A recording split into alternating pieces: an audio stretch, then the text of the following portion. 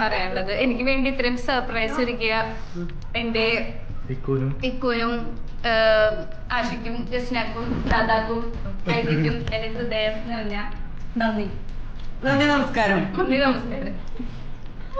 അപ്പൊ എല്ലാരും താഴെ വിഷ് ചെയ്തു. Happy birthday to Nema.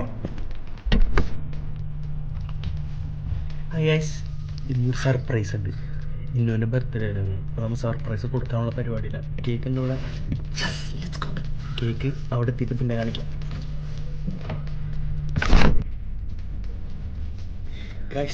ഇതാണ് cake.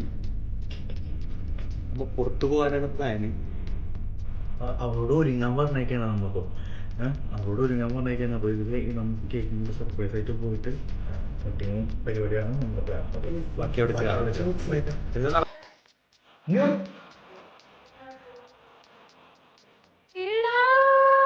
Happy birthday to you.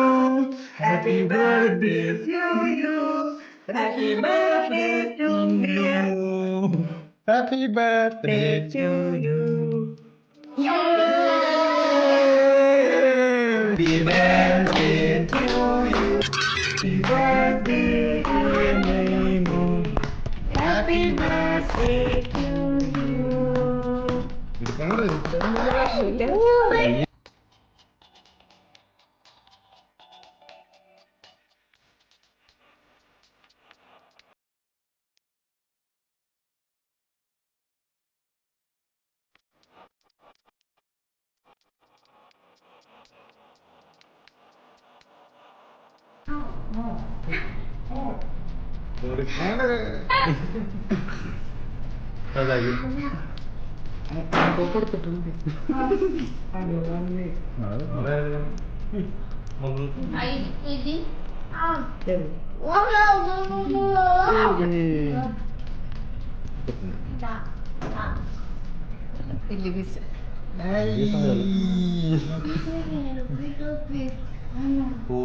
Happy birthday to you.